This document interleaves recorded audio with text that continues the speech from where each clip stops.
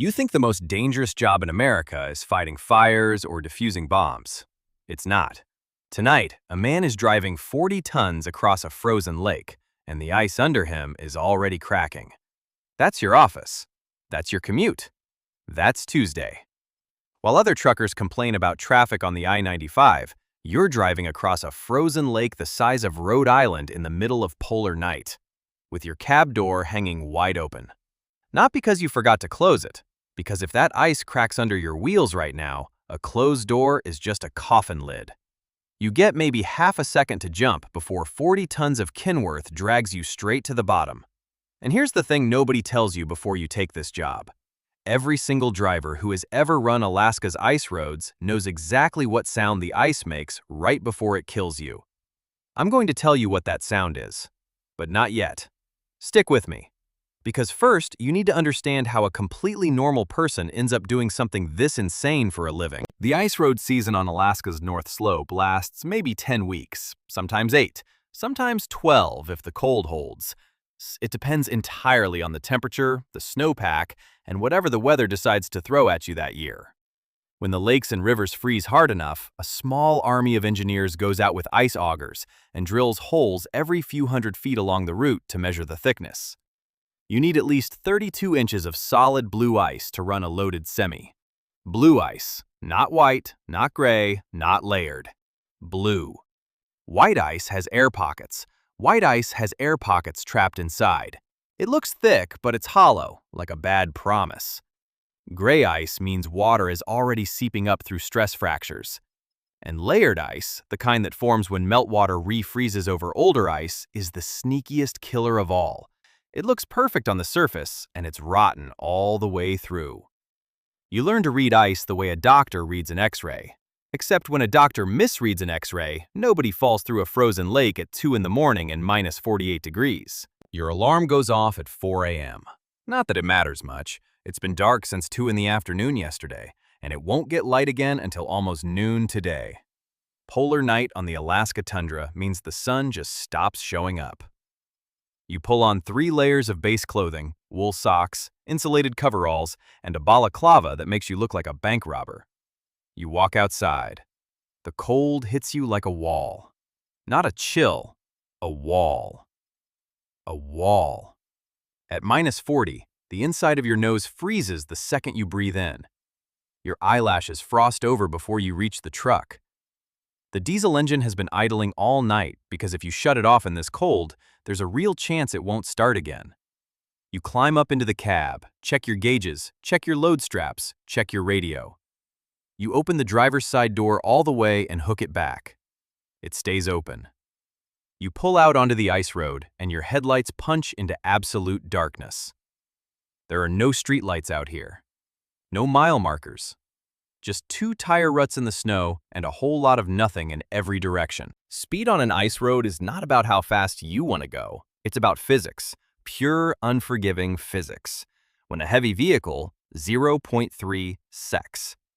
When a heavy vehicle moves across ice, it creates a pressure wave in the water underneath, the same way a boat creates a wake. That wave travels at a speed directly tied to the depth of the water below the ice. If you drive too slow, the wave builds up right under your wheels and can actually lift and crack the ice from below. If you drive too fast, the wave races ahead of you and slams into a weak spot down the road. The sweet spot is between 15 and 25 miles per hour. Not a mile under, not a mile over. And you hold that speed with a busted heater blowing cold air on your feet, a transmission that's been acting up for 3 days, and enough road vibration to rattle a filling out of your back molar. You also never stop on open ice, ever. A moving truck distributes weight dynamically across the ice. A stopped truck hammers one single point until the ice decides it's done being polite about it. Every 30 minutes, you key your radio and check in with dispatch. Name, location, status. 0.4. Status. Meta. 0.5. It's not a formality. 0.4. It's the difference between getting pulled out alive and getting found in spring. Miss 2 check-ins and they send a rescue crew. But tonight, the radio is full of static. Geomagnetic storm. The aurora borealis is doing something spectacular up above the clouds you can't even see, and it's eating your signal like it's nothing. You've been trying to reach dispatch for the last 22 minutes. Nothing. Just white noise and your own breathing. Your nearest truck behind you is 40 miles back. The nearest truck ahead of you finished his run an hour ago and is already eating canned soup in a heated module at base camp. You are alone in a way that most people never experience in their entire lives. Not alone like sitting by yourself on a Friday night. Alone like if something goes wrong right now, the only person who can fix it is you, and you have about 45 seconds before the cold starts making the decisions for you. You didn't grow up dreaming about driving across frozen lakes in the dark. Nobody does. But $12,000 in 10 weeks is the kind of money that makes a man reconsider what he's willing to do. Most ice road truckers came up through regular long haul, 18-wheelers, cross-country runs, the usual grind. Then somebody told them about the winter work up north, and the number sounded crazy enough to be worth one season. One season turned into two. Two turned into a career. Because the money is real, and because there's something about this kind of work that gets into your blood in a way that a regular route never does. When every mile actually matters. When the stakes are physical and immediate and absolutely unforgiving. A missed deadline on a normal run costs you a customer. A mistake out here costs you everything. And the guys who can handle that, who can sit in that open cab in the dark and the cold and the silence and keep their hands steady on the wheel, those guys come back every winter, season after season, because nothing else feels real anymore by comparison. Your manifest says drilling equipment and fuel. 38 tons of cargo on top of a 2-ton trailer. Destination, a remote drilling operation 112 miles north, accessible by road exactly 0 months of the year, and by ice road for about 10 weeks. If you don't get this fuel there before the thaw, the whole operation shuts down.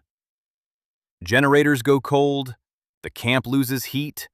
40 men are stuck waiting on a supply chain that can only function when the thermometer cooperates. In summer, a helicopter can bring small loads, but a helicopter can't carry 40 barrels of diesel in a single run. Only you can. You're not just a trucker. You're the infrastructure. The whole North Slope economy, the oil exploration, the mining operations, the indigenous villages that need food and medicine resupply through winter. All of it flows on these ice roads for a few weeks a year. If you quit, if you turn around, if you decide this isn't worth it, somebody goes without heat tonight. Here's what nobody shows you in the TV shows about this job. The ice talks. It talks constantly, and you spend your first season learning its language. A low, deep groan that rolls under the truck like thunder? That's thermal expansion. Normal. The ice is shifting with the temperature. A high-pitched crack, sharp and short, like someone snapping a 2x4? Stress fracture in the surface layer. Usually fine, but you ease off the gas for 30 seconds and listen for a follow-up. A series of rapid pops, like gunshots going off down a line? That's a propagating crack. You slow down, you don't stop, you watch your mirrors and your dash camera, and you breathe through it.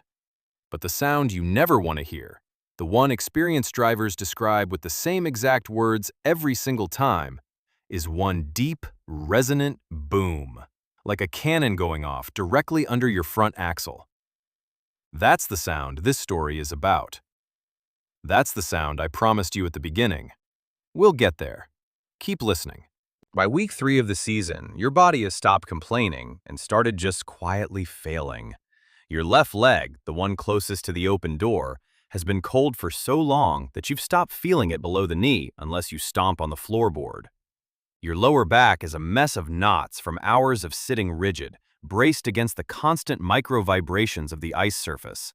Your eyes are wrecked. Staring into darkness with high-beam headlights reflecting off white snow for 6 hours straight does something unpleasant to your depth perception. Everything looks both very close and very far away at the same time. You're running on 4 hours of sleep, thermos coffee that stopped being hot an hour ago, and a granola bar you found in your jacket pocket from last Tuesday. Your face, the narrow strip between your balaclava and your goggles, is raw and cracked from windburn. You look like a man who lost an argument with the weather, which you did. You lose that argument every single day out here. The only question is whether you lose it on your feet or on your back. Let's talk about the door again, because people ask about it every time. They see footage of these trucks rolling across frozen lakes with the driver's door hanging open, and they think it looks reckless, like something a show-off does for the camera. It is not. It is the single most serious safety protocol in ice road trucking. When a heavy truck breaks through ice, it sinks fast, faster than your brain can process what's happening. The truck tips nose down because the engine is the heaviest part. Water pressure against a closed door at that angle is roughly equivalent to several hundred pounds of force. A man in a heavy winter suit, cold hands, disoriented by the shock of sudden freezing water, that man cannot open a closed door against that pressure. Not in time. Not even close.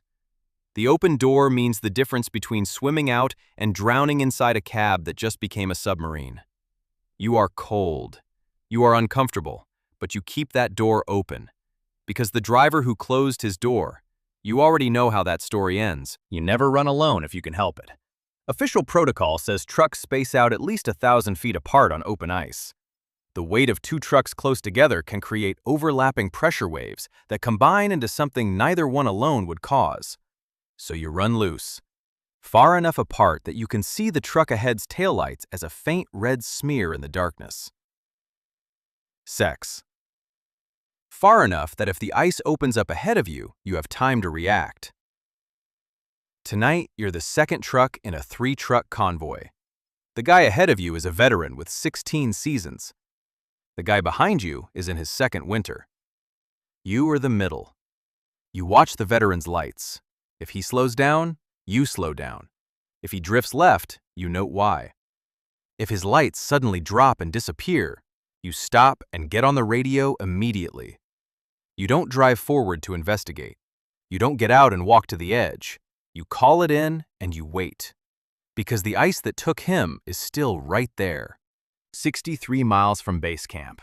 You're crossing Teshikpuk Lake. Biggest lake on the north slope. 22 miles of open ice. 22 miles of open ice with no shore on either side in the dark. The veteran's taillights are a quarter mile ahead. The rookie is a quarter mile behind.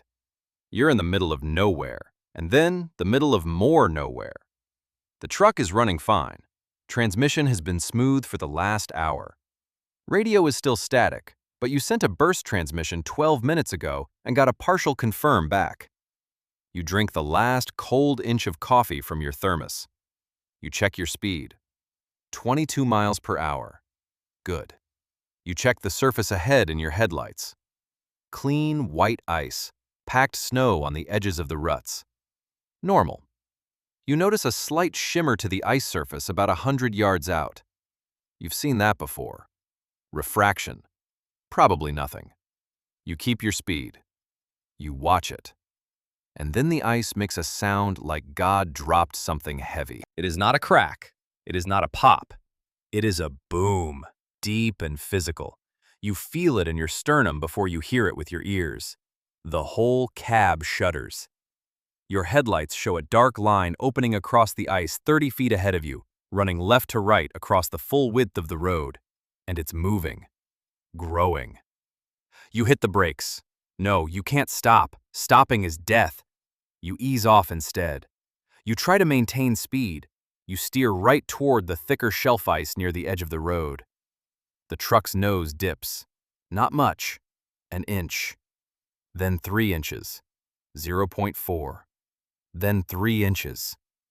The front axle has found the soft spot. The ice is flexing under your weight like a diving board. The whole left side of the truck drops 6 inches, and the frame groans, and the load shifts, and you hear the straps snap taut, and the cab tilts, and the door. The open door that was supposed to save you. The door that every instructor, every veteran, every safety briefing told you to keep open. As the cab twists in the collapsing ice, the door frame warps. The door swings hard on its hinge and slams shut with a sound like a gunshot, and the latch catches, and you are locked inside. The water comes in from the bottom, not rushing, not dramatic, just a thin black line appearing along the base of the door sill, and then widening, and then it's over your boots. Sec is so cold that your feet stop registering it as a sensation and start registering it as pain, pure and immediate and total. The temperature of that water is 31 degrees. Below freezing, but liquid because of the mineral content in the lake. At that temperature, you have maybe 10 minutes before your muscles stop responding. 8 if you panic. 12 if you stay completely calm and move deliberately. The truck is still on the surface. The front end is down, but the rear wheels are still catching ice. You have a window. A small one. You throw your shoulder into the door. Nothing. The frame is bent. You try the handle. It moves, but the door doesn't open, and the water is at your shins now, and cold like nothing you've ever felt. And your brain is doing something strange, going very quiet and very focused. You stop panicking. Shit meta. Sex 0.4. You get to work. The side window. Manual crank. Old truck. You grab the crank handle with fingers that are already losing fine motor control, and you turn it. Sex 0.6. 1 rotation. Sex 0.4. 2. Sex 0.3. The window drops 2 inches, and Arctic air blasts in like a blowtorch in reverse. Sex 0.5. It doesn't matter. Sex 0.4. You keep cranking. Sex 0.3. Water is at your knees. Sex 0.5. Window is down 6 inches. Sex 0.4. 8. Sex 0.3. The truck shifts again. The front drops another 4 inches, and now you're braced against the dash just to stay upright. 10 inches of open window. 12. The truck's nose is in the water now, headlights still blazing under the surface, casting a green-white glow up through the ice around the hole. Sex 0.3. It would be beautiful if it wasn't trying to kill you. Window is fully open. You put both hands on the sill. You are wearing $120 worth of insulated gear that is now soaked and weighs approximately as much as a small child. Sex 0.5. You pull yourself up and through the window frame while the cab tilts further and the water roars up behind you. Your left boot catches the window edge. You kick free. You land on the surface ice and roll away from the hole on your hands and knees. You are lying face down on the ice, wet.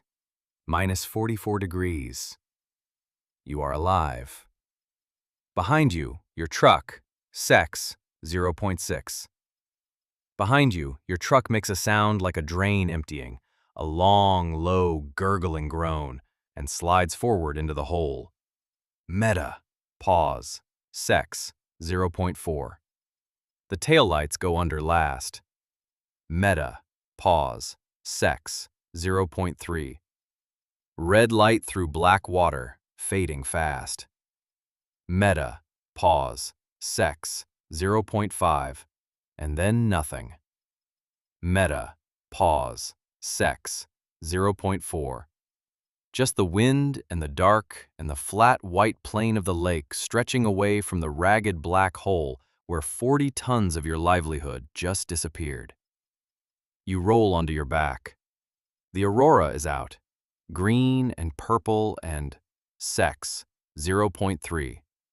Green and purple and silent, sliding across the sky above the clouds and curtains you can barely make out. Meta. Pause. Sex 0.5. You could admire it. Meta. Pause. Sex 0.4. You don't. Meta. Pause. Sex 0.3. Because you are wet in -44 degrees, and in roughly 8 minutes, your core temperature is going to drop to a level where you stop being able to think clearly. Meta. Pause. Sex 0.6. You get to your feet. Meta, pause, sex, 0.4. You walk toward the rookie's headlights a quarter-mile back. Meta, pause, sex, 0.5. You don't run. Meta, pause, sex, 0.3. Running on cracked ice after a blowout is how you go back through. Meta, pause, sex, 0.4. You walk carefully. Meta, pause, sex, 0.6. One step at a time. Meta, pause, sex, 0.3. Testing each foot placement. The rookie gets you in his cab. He cranks his heat all the way up. He peels your outer layers off because you can't do it yourself anymore. Your hands are shaking too hard. Sex, 0.3.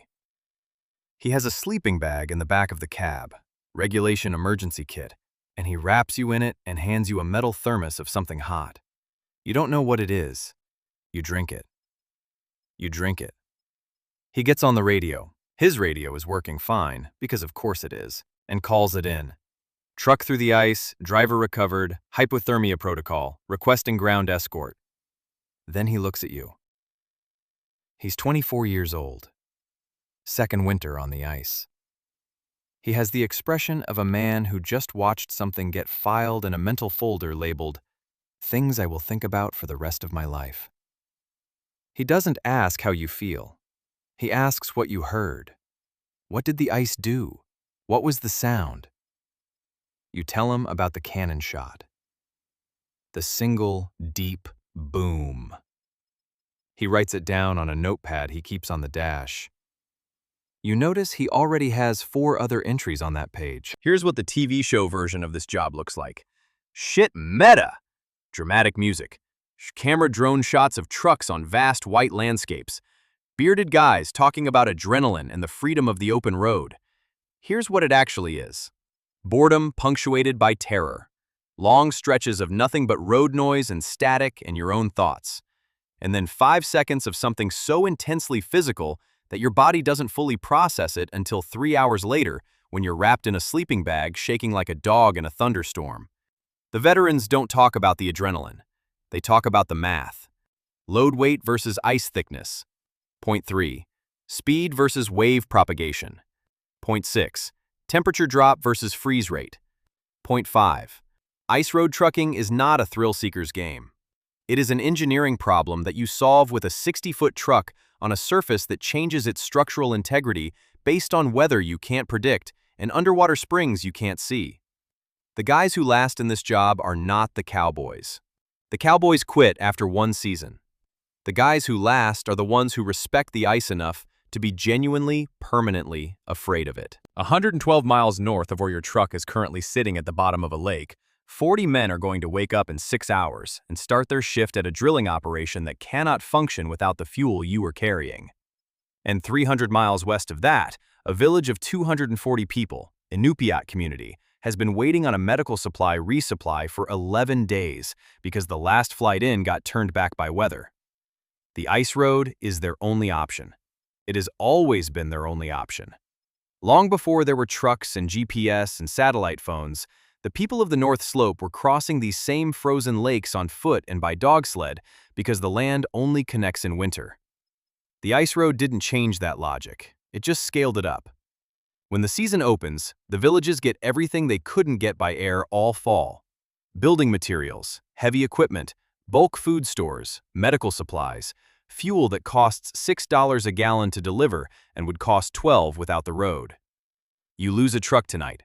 Tomorrow, somebody else runs the same route. The road doesn't close for one lost load. It never has. People always ask what you think about for 6 hours alone in the dark. The honest answer is everything and nothing, and the same thing over and over. You think about your kids back in Fairbanks. Your youngest drew a picture of your truck last week and put it on the refrigerator. It had a little stick figure inside the cab. You thought about that picture for 40 miles without stopping. You think about what you're going to eat when you get back to base camp. You think about the noise the transmission made on the downhill 3 days ago and whether it means anything. You think about the ice. Always the ice. what it's doing under you right now. Whether the engineer's measurements from last Tuesday are still valid after 2 days of temperature swing. You think about the drivers who didn't make it out. Not in a morbid way, in a practical way. In a practical way. What did they miss? What was the thing they should have seen or heard or felt in the cab right before it happened? And you try to memorize the negative space of those accidents so that yours is a different shape. You will go back out on the ice. Not tomorrow, maybe not this week. The company will file the incident report. The insurance will process the lost load, and they will ask you, not order you, ask you whether you want to complete the season. You will say yes. And here's the thing that non-drivers find impossible to understand. It's not because of the money, although the money matters. It's not because you're crazy, although your family has their opinions about that. It's because out there on that ice, in that dark, in that cold, everything is exactly as serious as it feels. Sex, there is no performance. No office politics. No gap between what matters and what people say matters. The ice doesn't care about your title or your social media or your 5-year plan.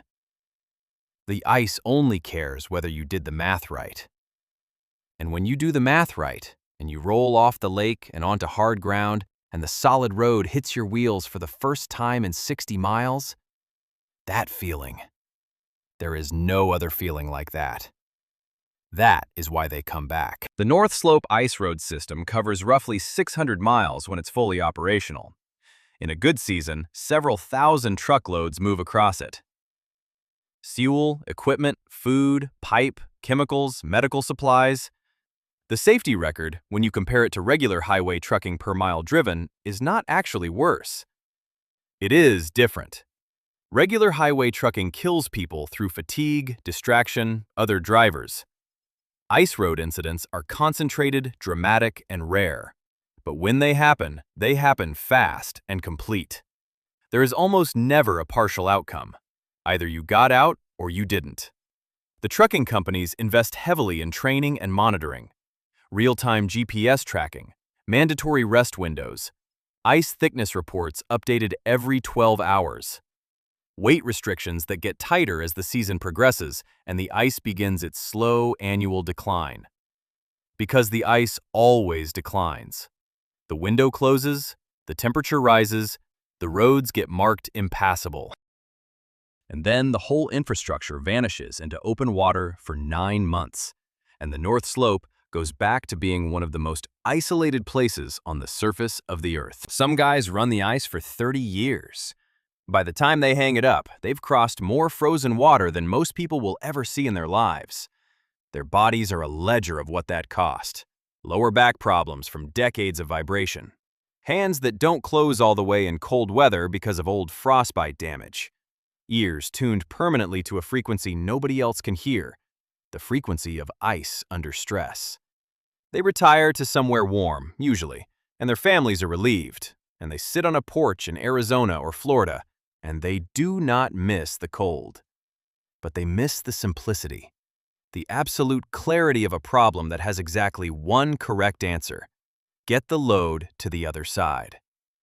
The world down here is full of problems with no correct answer, or 17 competing answers, or answers that change depending on who's asking. Out on the ice, there was only one answer, and you either found it or you didn't. They find themselves, these retired ice drivers, explaining this to people at dinner parties, and watching the faces go polite and glazed. And they stop explaining. Because you can't really explain what it means to drive across a frozen lake in the dark. You have to drive it. Tonight, in a heated modular unit at Dead Horse, Alaska, you are sitting with both hands wrapped around a mug of coffee that is actually hot this time. Your core temperature is back to normal. The company doctor cleared you an hour ago. Your outer gear is hanging over a heater vent and steaming.